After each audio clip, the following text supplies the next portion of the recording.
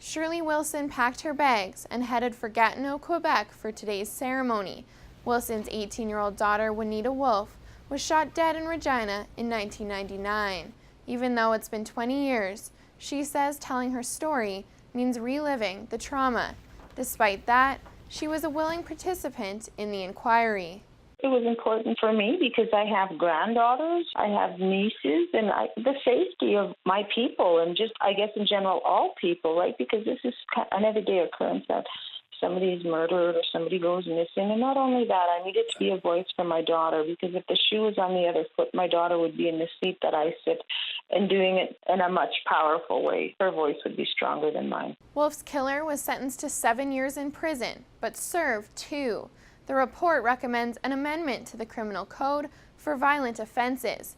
If the victim is an Indigenous woman, that would be considered an aggravating circumstance. The report also suggests a national task force to review and reopen unresolved cases. Regina's police chief accepts the report. Evan Bray says he'd be willing to hand over files if it wouldn't compromise an ongoing investigation.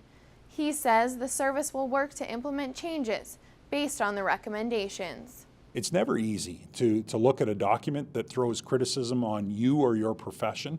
Having said that, the only way we're going to get better as a community, the only way we're going to make positive steps forward, if we're willing to hear that truth, accept that truth, and then take steps to move forward in a positive way. Bray also wants to recruit more Indigenous women and men to the force.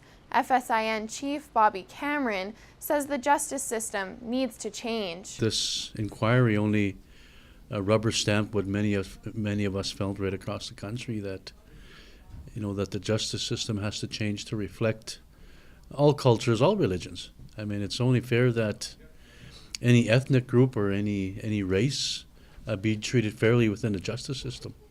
Saskatchewan's Minister of Justice, Don Morgan, says he'll be waiting on the National Action Plan out of Ottawa. Here, his focus is on getting support to families after violent crimes happen and improving the province's police services, courts, and the coroner's office.